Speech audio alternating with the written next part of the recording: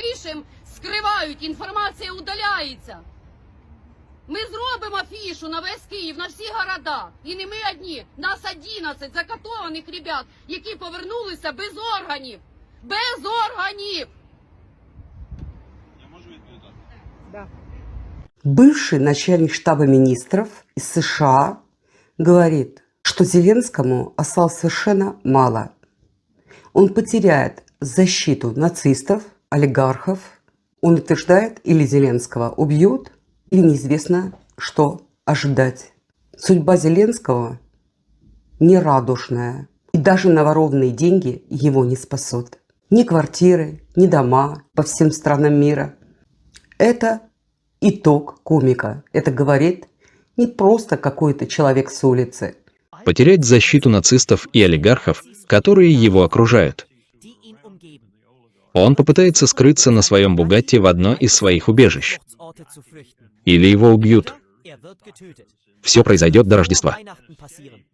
Говорит бывший начальник штаба министра иностранных дел США Лоренс Уилкосон. Сейчас я вам покажу солдаты, которым пришлось сдаться в плен из Покровска, что они говорят, что они пережили, как они не знали, куда деваться. Они увидели сверху, разбрасывали россияне листовки: ребята, сдавайтесь, и вы получите жизнь. Жизнь намного дороже, чем война за таких, как Зеленский. Украинские солдаты убегают в районе Покровска. Посмотрите, их снимают сверху. Там даже не только солдаты, там тоже их не семьи, я видела. Видно, женщины работают, помогают чем-то, в чем-то и так далее. Одна женщина даже, я еще была в шоке, она коляской. Обратите внимание, меня это, конечно, шокировало. А вы сами знаете, какой котел там был. Что там было, кажется, до 3 километров только возможность возить продукты и так далее, питание, или как-то выйти. Это практически ничего. Причем под обстрелами постоянными. У нас просто и банально закончились боеприпасы. Нет боеприпасов, нет пополнения, эвакуация не состоялась. Отряд шло и лис и обратно. Мы были одни, дроны кружили над нами, повсюду падали. У нас не осталось сил. Он истощен, голоден, нервно на пределе. Сверху больше ничего не приходило. Нет связи, нет контакта. Нам нельзя было отступать. Нужно было держать позиции, не опускать оружие. Но город уже давно был окружен. Ни выхода, ни входа. Затем русские сбросили листовки. Мы их читали. И поняли, что жизнь ценнее, чем умирать за то, чего мы сами не понимаем. Мы сдались всем подразделениям. Кто еще мог идти, выносил раненых. Другие, сами раненые, шли с нами. И не оставалось ничего другого, как сдаться в плен. Мы ни о чем не жалеем. Нам давали еду, даже сигареты. Все было спокойно. Мы живы. Единственный способ выжить – сдаться ради куска хлеба. Но ребятам повезло, потому что Россия, считаю, благородная страна. Я уверена, Украина бы это никогда не сделала. Что такое Родина? Родина – это не политики. Родина – это твой дом. Родина – это твоя семья. Родина – там, где ты родился. Но никто не дал права распоряжаться твоей жизнью. Ни один человек. Каждый имеет право, независимо от мужчин и женщин, самим распоряжаться своей жизнью, потому что никто из этих, кто вверху, их не рожал, их не кормил. А именно Зеленскому и ему подобным необходимо народ. Без народа нет налогов. Без народа не будет экономически развиваться страна. Без народа не будет обороны. Каждая война заканчивается рано или поздно. Каждый здравомышленный политик, а тем более президент, знает, когда надо остановиться, не посылая на истязания своих сыновей, в кавычках я имею в виду. Всем привет, 76-я десантура, запорожское направление. Топлива почти нет. Подвоз стал. Эвакуации 0. Раненых много. Сухпайок теперь на двоих делим. Вот так. Держимся. Товарищ Зеленский, возьми свои прокуренные мозги, блядь, и все-таки выйди с этих, блядь, наркотиков и всего остального, и подумай, блядь, что ты делаешь. Людей сколько страдает, сколько умирает, сколько пропавших, сколько без детей, без всего, города как страдают. Ты ж ничего не можешь сделать, ты только ездишь, катаешься, а за это время твои подчиненные, как грабили, так и грабят. Они сидят черти где, а тут погибают люди. И просто люди, дети, все погибает, дома рушатся. Эта война никому не надо, заканчивайте ее быстрее. Добрый день, дорогие друзья, гости моего канала. Вас приветствует канал Эрика Берлин Deutschland. Если вам не трудно, и вы первый раз зашли на мой канал, я буду очень признательна. Подписывайтесь, это поможет в развитии, продвижении моего канала. Для вас это только дотронуться до лайка и больше ничего. Для меня, серьезно вам говорю, это очень играет большое значение. Ведь я же очень много работаю, и мне приятно видеть, что мои подписчики меня любят и уважают и ставят лайки. Поэтому убедительно прошу, ставьте лайки. Ведь если вы повторно приходите на мои видео, значит вас интересует мое видео.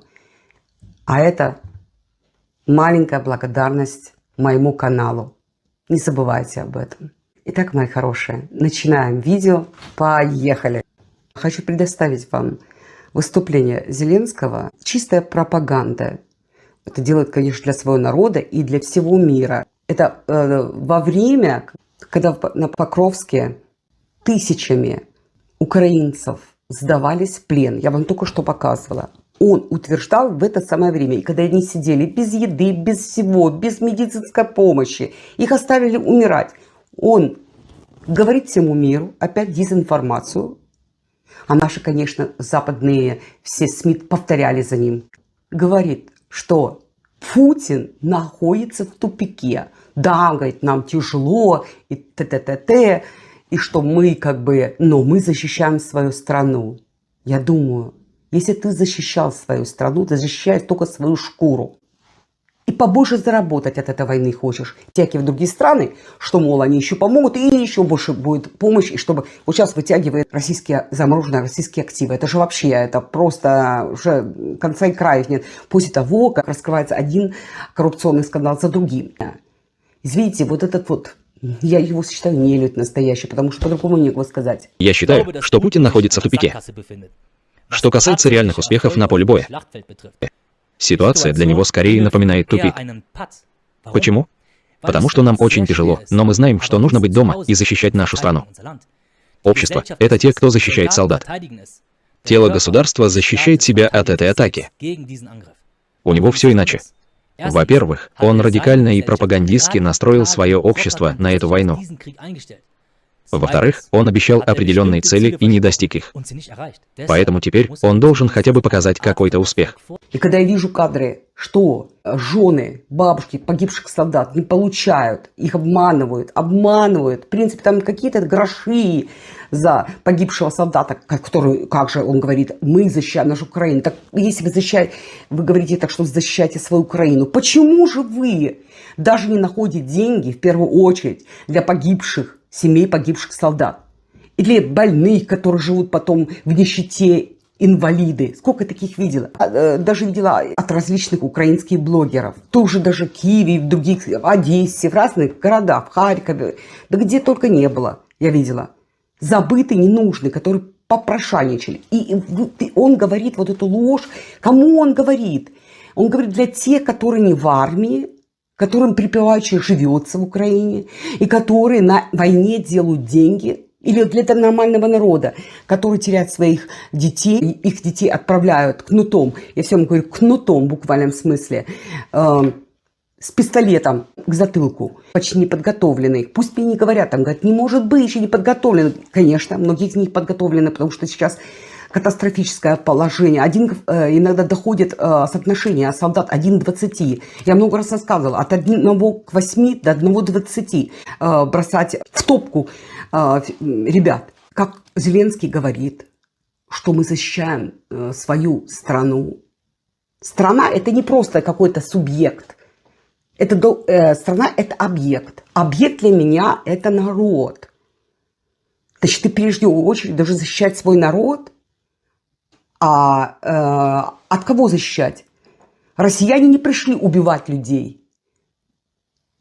Это говорит не только я, это говорят бывшие американские офицеры, это говорят бывшие немецкие офицеры. Сколько таких я слышала, конечно. Но Зеленский все время хочет, бросая в беде своих собственный народ, оставляя его на смерть, он имеет право сказать, что мы это не русские. Русские это другое дело. Они тупики, потому что надо как бы человека, они же не за свою страну борются, как бы, а мы за свою страну боремся. Какую страну, опять говорю? За ваших политиков бороться, чтобы вам было лучше жилось. Это какая же страна в мире, которая находится в войне, их политики, ну, может быть, один-два там воруют везде, даже во время войны. В любой практически стране мира. Да, воруют. Украина хочет и в НАТО, она хочет Евросоюз.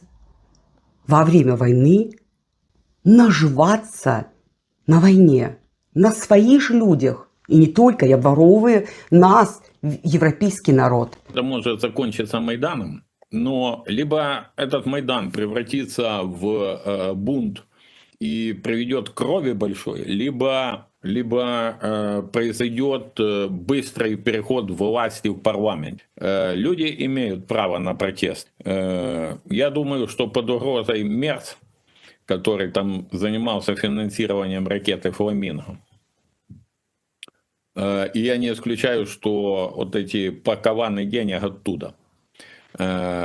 Могут быть еще там другие лидеры, я думаю, там представители Демпартии есть. Более того, я думаю, что отдельный сезон этого сериала будет, не думаю, уверен, будет посвящен разворовыванию международной помощи. Сейчас Банкова делает все, чтобы договориться с НАБУ, с САП, чтобы договориться с западными партнерами, чтобы остановить этот скандал. Но я думаю, маховик уже запущен. Кстати, Умерову, по моей информации, поставили условия, что Украина должна вернуться за стол переговоров до 3 декабря, то есть очень сжатые сроки. Если бы они вошли в Евросоюз, еще больше бы потекли деньги. Помощь, да, как вот одно время давно Греция была банкрот, она даже хотела выйти из Евросоюза, и все к этому шло. Ну что, вы думаете, банкрот? А знаете, почему банкрот была Греция? Потому что политики жили на широкую ногу, жили не по средствам, ожидая все от Евросоюза. Помогут, если что. Я лично за то, что мы вышли из Евросоюза. Но даже если мы будем дальше жить в Евросоюзе, что мы можем получить от таких, как Зеленский и ему подобные, для Евросоюза? Опять же, только мы будем хуже жить, а они лучше. Те, которые уже были богатые. А те, кто были бедные, будут еще беднее. Или средний даже класс. А беднее, беднее, беднее. А зачем это нам нужно? Кормить еще одну страну. Зеленский говорит, что Россия натравила буквально свой народ на Украину пропагандой. А с какого года натравливала Украина пропагандой на Россию? Почему он забывает всю эту историю? У меня очень много подписчиков украинцев. Да я общаюсь постоянно с украинцами. Начиная от языка, кончая национализмом. Недавно, буквально недавно, я рассказывала о истории, одна беженка из Западной Украины приехала сюда и говорила дома, ну то есть здесь вот она садистка, у меня есть видео такое, издевалась над своим ребенком и бабушкой. Бабушка была то, что русская, она украинка. И мне даже сами украинцы говорят, у нас бы в Украине ее за человека бы не считали бы, если бы она говорила по-русски. Вот так вот, ребята. И он еще смеет говорить, что пропагандирует россиян против украинцев и так далее, разжигают ненависть. Когда это все началось? Это вообще, ну, бредни. Бредни, что он говорит. И я себе задаюсь вопросом, кто ему пишет такие статьи? Он же не сам это придумывает. У меня вывод из всего, что сейчас говорил Зеленский. Зеленский находится в тупике. У него безвыходное положение. Нет, у него есть выход капитулировать, но он же этого не хочет. Зеленский говорит, что Путин не достиг своих целей. А я себя спрашиваю, а что его цели должны были быть? Вы уже кипиш делаете, если вы распространяете фейки, что, например, разбомбили там детский садик и погибло столько много детей. А на самом деле строите какие-то военные объекты внутри городов.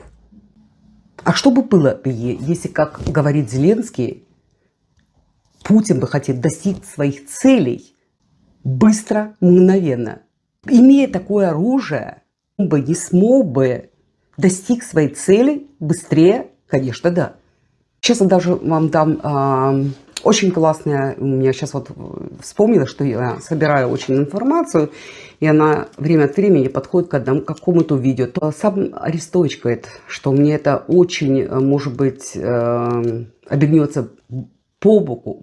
Мне, может быть, за мои слова придется еще платить, но он сам сказал, сейчас вы послушайте, что Россия не стреляет по цивилистам. Я скажу неприятную вещь, эти слова мне будут очень дорого стоить, но истина дороже.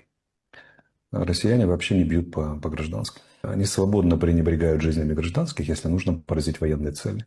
Но целятся они практически всегда по военным целям. Мне неизвестен за всю войну ни один случай. Зеленский что хотел? Он же так любит свой народ, чтобы Путин уничтожил не только инфраструктуру и военные объекты, а также уничтожил народ. Этого он хотел, чтобы показать всему Западу: смотрите, я же вам говорил, что это кровопийц, что он тиран и так далее. А? Как только Путина не называли. Я также задаю себе вопрос, способен ли Зеленский понимать реальность? Тем более тот человек, который все время. Если слышишь такие заявления, то я вижу, что Зеленский именно свои ошибки, чтобы они не вылезли наружу, перекладывает на Путина, отвлекая свой народ и другие народы и страны от реальности. Он сваливает просто так все на Путина, чтобы меньше концентрировались на его персоне. Что принесло? Что Зеленский хочет всеми путями продолжать эту войну. Давайте теперь к украинским потерям. Украина потеряла 1 721 000 военнослужащих в ходе СВО. Это убитые и пропавшие без вести. Информация из базы данных Генштаба ВСУ, которую взломали хакеры.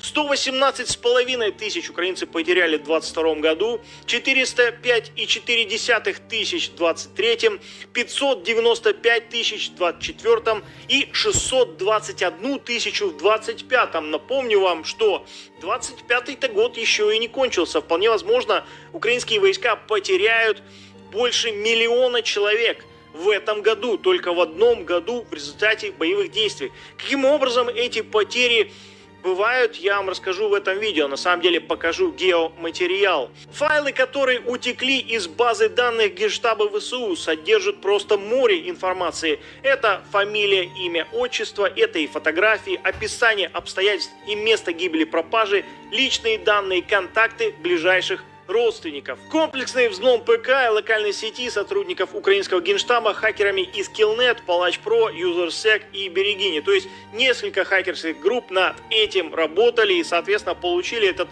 полный список всех украинских пропавших без вести и погибших. Причем этот список уже начали проверять от данных, которые находятся в сети, данных о погибших, и на самом деле все данные совпадают. Очень многих людей уже проверили. То есть подлинность информации подтвердилась. 1 721 000 погибших украинцев. Покровск потерян не только военным, но только экономическим путем. Там находится крупнейшее месторождение лития. В Германии литий очень-очень важно. А у нас его, конечно, нету. Думаете, почему тоже наши политики так хотят ввести немецких солдат в эту войну? Есть чем поживиться. Почему Зеленский так мечтает, чтобы европейские войска вступили в Украину, воюя для Украины? Это не потому, что Зеленский говорит, это необходимо, не для того, чтобы помочь своей стране. Это все бред сумасшедшего. Как он говорит, мы защищаем всю Европу. Нам приходится воевать против России за нас и за Европу, чтобы вы не испытали то, что мы испытываем. Охотно хочет, чтобы западные войска вошли в Украину. Это последняя надежда для Зеленского. И действительно существует предложение направить войска из некоторых стран. Движущими силами этой идеи, этой коалиции являются Франция и Соединенное Королевство. Да, конечно, мы этого хотим и поднимаем этот вопрос. Но мы должны очень осторожно подойти к этому вопросу. Да, осторожно. Потому что главы государств и правительств боятся своих народов. Они боятся и не хотят быть втянутыми в войну. Медиа Deutsche Welle, наше международное освещение, да, сначала мы обсудили это с нашими коллегами, европейскими лидерами и также Соединенными Штатами. Мы говорили об этом во время так называемой коалиции. Да. И действительно есть предложение направить войска из некоторых стран. Двигающими силами за этой идеей, этой коалиции являются Франция и Соединенное Королевство. Они правы. И, конечно, мы этого хотим. Да, да. Ну, знаете, как бы мне это сказать? Можете ли вы представить, сколько тематических обращений, начиная с поставок оружия, по наращиванию войск, вплоть до ЕС и дыхательных средств? Да. И, конечно, мы этого хотим. Конечно, мы поднимаем эту тему. Тяжело говорить слово «гуманность» во время войны. Политиков, президентов выбирает народ. Значит, ты должен нести ответственность за свой народ, прежде всего, а не за свою шкуру и положение. Если ситуация выходит из-под контроля, ты обязан, потому что тебя выбирал народ. Ты клялся этому народу. Они тебе доверяли. Если ты видишь, что все потеряно, есть только один выход из положения. Это капитуляция. Из этой войны превратили коррупционные скандалы. Скажу, кто именно, особенно в Украине, во время войны распространял вот эти фейки о России. В лаптях до сих пор ходит. Гордон один из этих. А не беспокойтесь, Гордон тоже найдет выход и начнет переодеваться, если Украина потеряет все. Он уже придумает. Ну, он и так же не живет в Украине. Но, тем не менее, продолжает чуть не матом отзываться. Причем о всех россиянах, всей российской нации. Не только даже проживающих в России. Как они зомбировали, сейчас я вам покажу, как они зомбировали украинский народ. Что он говорит? Все, что имеет Россия, это все старые советские разработки 70-х, 80-х годов. Ничего нового за это время они не сделали.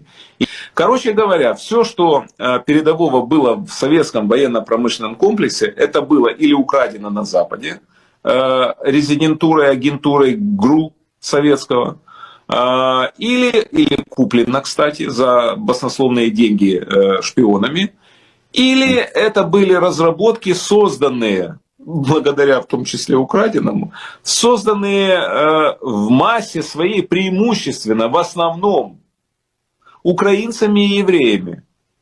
Причем евреями с Украины.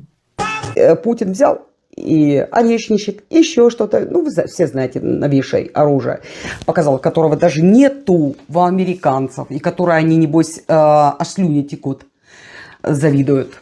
Я вам покажу одно видео, это меня тоже просто шокировало. И, ну, я верю, такое возможно. Это не первый случай, когда ВСУшник, он проходил лечение у нас в Германии тоже Шрифте, там, где я тоже очень часто оперируюсь.